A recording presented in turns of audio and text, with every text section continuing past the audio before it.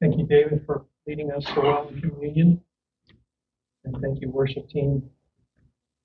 We're talking about leadership today. And found an interesting psalm that speaks of leadership. And I know we always have this thing, Pastor Doug started talking about leadership, and we think, well, I'm not a leader, so I'm going to check out. Really, all of us are leaders. Each one of you, I have seen God using you in ways of leadership. And this kind of question comes to mind as we approach Psalm 101. It's a psalm that Tim Burrows read for us this morning. And a question comes to mind. What are the factors that drive and inform your own leadership in your family, with your peers, and maybe at your place of employment? What are the principles that drive you in your leadership? What are the things that you think about when you think about using your leadership in your home or your workplace or with your friends? What are the issues that cause you to exert your leadership with others?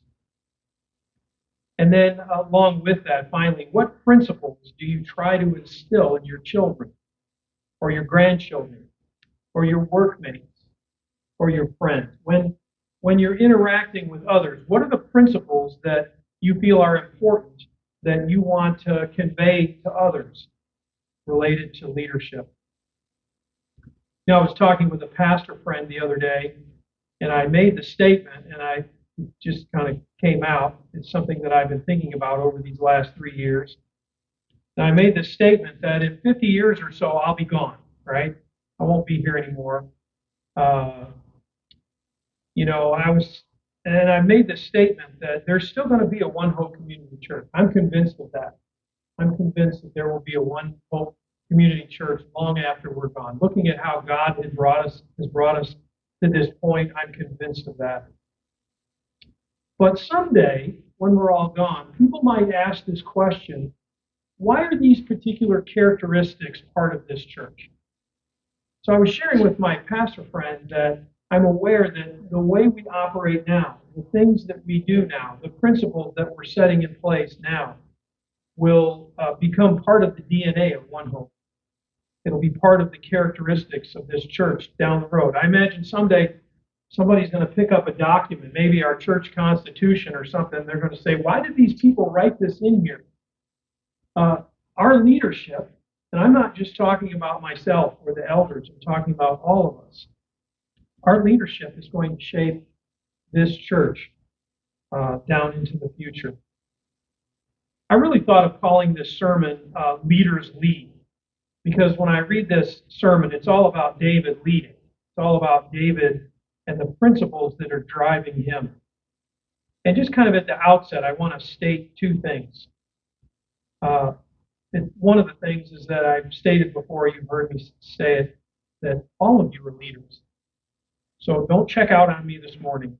All of us are leaders. There's something in Psalm 101 for each of us. And then the second observation before we get going into the chapter is that these principles were perfectly practiced by the Messiah. The principles that we're going to go over in Psalm 101 today were perfectly practiced by Jesus when he was here on earth. There's an interesting thing about Psalm 101. In Europe, it became known as the Prince's Psalm. Apparently, years ago, there was a concern for kings and magistrates and princes to exert a proper leadership, to have proper conduct in their leaders. And so they called this the Prince's Psalm. I was thinking this week, wouldn't it be nice if our leaders would operate with the kind of decorum and character that's talked about in this passage? We can't change the leader's character, right? We can't change our officials' character. We can only try to vote them in or out, vote out the bad ones and vote in the good ones. But we can make a difference in our own sphere, right? We all have a sphere of influence, people that we rub shoulders with every day. And we can make a difference with those folks.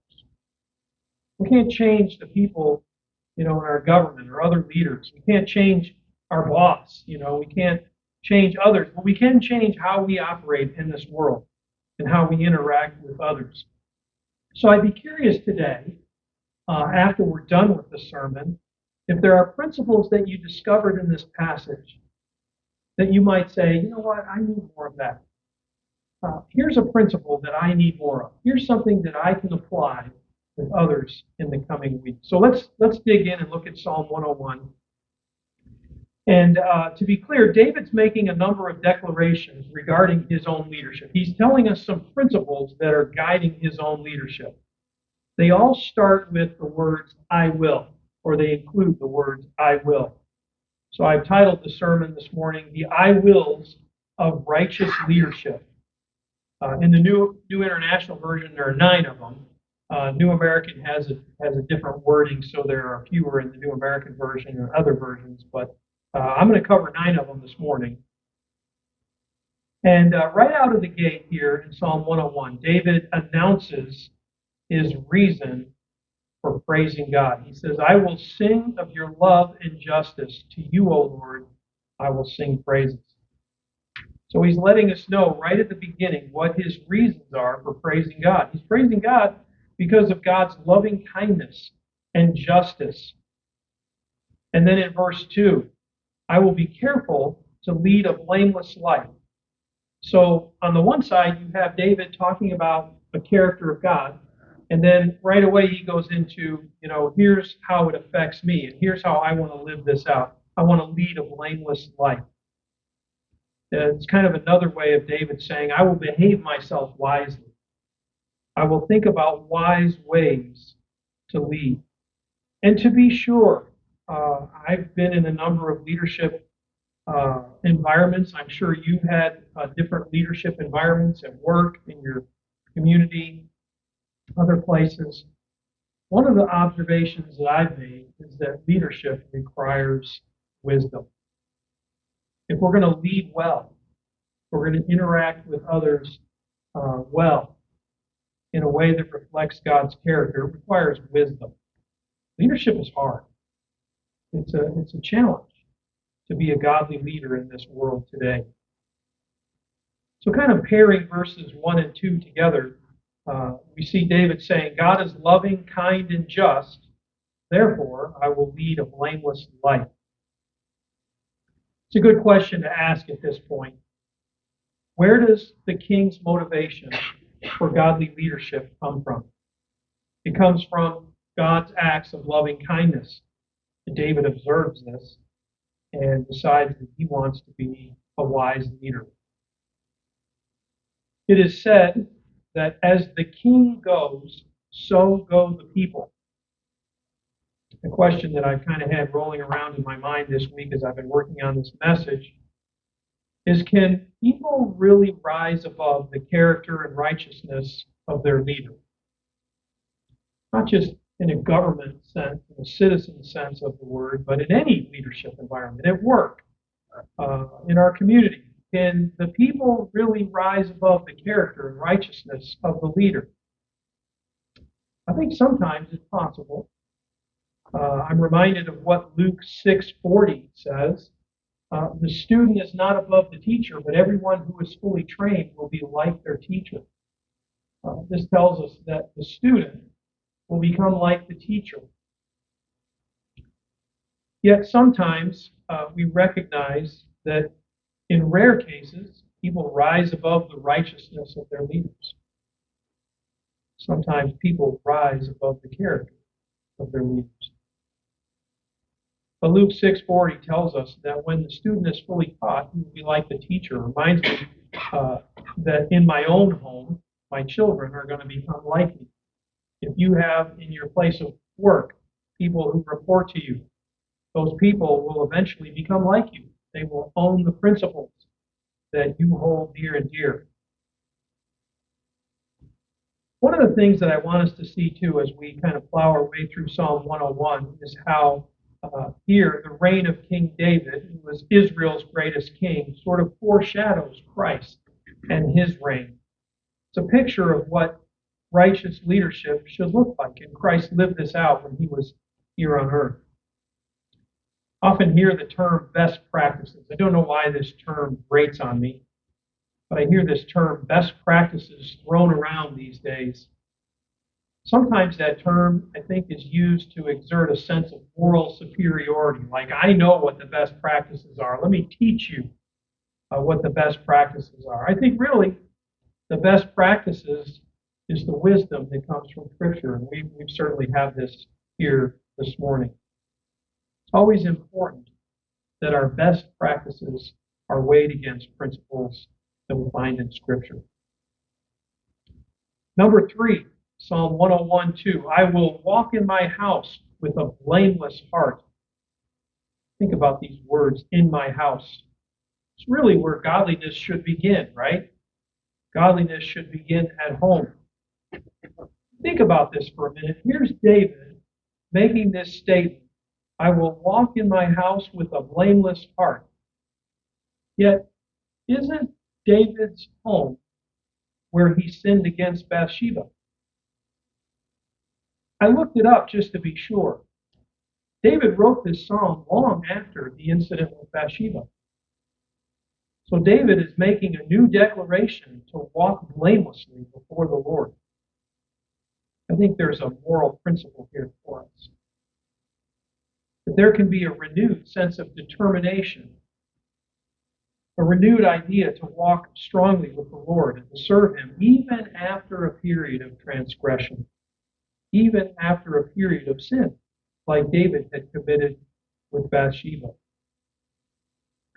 I like to think of character sort of in these concentric circles, that in the center is our character being lived out in our home, and then with our closest friends and allies, and then the circles grow outward.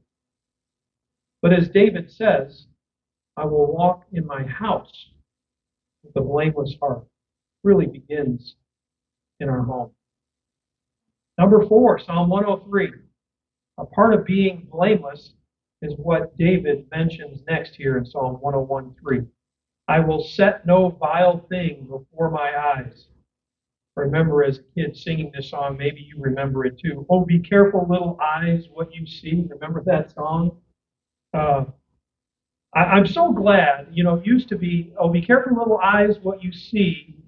Something about God is looking down from above, like, the picture that God is watching and you better be careful. And I'm so glad they changed the lyrics of that song. Now it's, oh, be careful, little eyes, what you see, for the Lord up above is looking down in love. That out of God's love, out of His care for us, He wants us to walk in a blameless way. It's a principle that we teach our children. And yet it's something that has become so challenging for us, even as believers, to live this out in our culture today, with all of the different ways we can put vile things before our eyes. It's a challenge in our culture more than it ever has been. David declares, I'm not going to set any vile thing before my eyes. David continues and builds on the idea with his next declaration in Psalm 101:4. He says, men of perverse heart I will have nothing to do with. So up until this point, David is kind of broaching the subject, and now he says, I'm not even going to associate with people who have a perverse heart. I'm going to mind who I keep in my inner circle. I'm going to watch who it is that I allow close and who I allow to influence me. And then in Psalm 101:5, whoever slanders his neighbor in secret, I will put to silence. In the New American, this language is actually much stronger. New American says, whoever slanders his neighbor, I will destroy. Very strong language that David uses. He's taking this serious. What is slander? That's a word we use a lot these days, but slander is the utterance of false charges or misrepresentations of someone else's culture, or someone else's reputation. It's saying things about someone else, usually a false statement, to misrepresent who they are. It does damage to their character. Interestingly, in in our legal system, it's punishable by law. That if someone slanders you, you can take them to court and they can end up in jail or even fined. So slander is when you say something against someone that damages their reputation. Libel, on the other hand, is when you put it in writing. Slander is when you say it. Libel is when you write it. Both of them are punishable. And you know, in today's social media culture, slander and libel are just so commonplace. I would dare say you can probably not get on social media on any given day and not see a slanderous or libelous statement. It's so common, and there's so much of it, most of which can't even be policed. Interestingly, a statement that is defamatory against someone is usually false. And that's one of the tests in a defamation case, is to determine whether the statement is true or false. And in some states, truth is actually a defense. If you say, well, it's true, then that can be a defense against being charged with slander. We used to have, I think I've told you this before, when I was a youth pastor years ago, we had a girl in our youth group, and she would always slander everybody else in the room and just spit out whatever was in her mind. She'd say, you know, your breath stinks, or I don't like the way you wear your jeans, or just something she would say. And I would get on her. I'd say, you know, let's watch our words. And she would say, well, it's true, as if that was a defense. So I think there's a heart issue here at play. There's what's going on in the heart. And it determines attitudes and how we represent other people around us. By way of contrast, Psalm 15, 2 and 3 speaks in a positive way to the same issue. The one whose walk is blameless, who does what is right, who speaks the truth from their heart, whose tongue utters no slander, who does no wrong to a neighbor, and casts no slur on others. A picture of a righteous person from Psalm 15. Interesting how important truth is to godly leadership. Truth is really important if one intends to exert godly leadership. Then David goes on in verse 7 to say, no one with haughty eyes will I endure.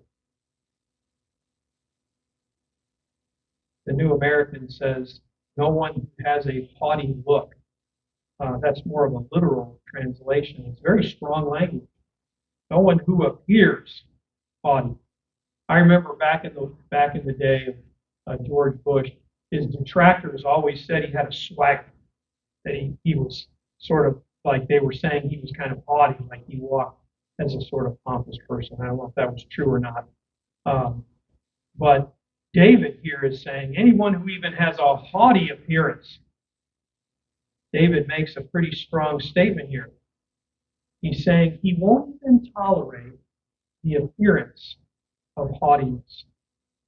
Like he doesn't even want it to be anywhere near him. He's not going to tolerate it. Well, there's a leadership principle. Maybe you've noticed this up to this point. It's one of the principles of this section. Maybe consider writing this down. Godly leaders shun evil in any form. Godly leaders shun evil in any form. David just mentioned a few things here. But any kind of evil he wants to root out. You observe a leader tolerating the sins mentioned here, they are to be considered ungodly. Don't trust them. Don't follow them. Don't follow leaders that you see tolerating evil. If they're a politician, don't send them your money to pay for their next campaign. You know, we have ways to do this. Godly leaders shun evil in any form. I want you to notice the reversal of language. I don't know if you caught this when we went from verse 5 down to verse 7. Up until verse 5, he's saying, I will, I will, I will, I will do this, I will do that. And then all of a sudden now it says, will I? There's a little poetic or a little literary device there that David has used to make a point and highlight what we're reading here. It's meant to highlight these action points. And they're in the middle of the chapter for emphasis. Up until this point, David is saying, I'm not going to tolerate faithless men. I'm going to live a blameless life. I'm not going to allow this or that. But now he's saying, but when I see slander, I'm going to take action. It's kind of the idea that there are things we're just not going to tolerate. We're not going to put up with this. We're not going to stand for this. But when it comes to this one, we are going to take action. David is saying here, this one is worthy of me taking action, and I'm going to put a stop to it. There's a point where every leader needs to take action. Needs to say, well, up until this point, I've said I'm not going to tolerate something, but now that I see this, in this case, slander, I'm going to step in and take action. I want to make some kind of modifying statements, some things that David says here to sort of build on the case that he's making. There's a clarification statement in Psalm 101:6. My eyes will be on the faithful in the land, that they may dwell with you. It's a question of who do we surround ourselves with? Who are the people that we surround ourselves with? This is the bad company corrupts good morals verse. It's a reminder for us. It takes a really strong person, doesn't it, to walk blamelessly while still hanging around people who aren't blameless? I think if you were a young person, you're here today, this is multiplied by a factor of 10. You know, that good company, a bad company corrupts good morals. It's even harder when you're younger to stand up for what's right. Remember this as a young person myself, trying to stand up against things around me that were not right. And then notice this contrast between verses 5 and 6. Verse 5 is all about censuring the proud and the haughty. And verse 6 is about honoring the faithful and the blameless. Wise leaders will do this. And really, when you think about it, doesn't this echo the heart of God? That God's heart is really about censuring the proud and honoring the faithful and blameless. I think of James 4:6. But he gives us more grace. That is why Scripture says God opposes the proud, but shows favor to the humble. God opposes the proud, but shows favor to the humble. So what David is saying here, he's merely echoing the heart of God, characteristic that Christ had when he was on earth. And then the third clarification in verse 7. No one who practices deceit will dwell in my house. You know, I was thinking about this. There are those who would never themselves practice deceit. They would say, I will never practice deceit. It's not something they do or would think to do. But then sometimes there are those who will allow others to come into their presence and benefit from their deceit. Like if someone else is being deceitful, it's okay if I can benefit from it in some way. I'll keep my mouth shut as long as I'm getting something out of the deal.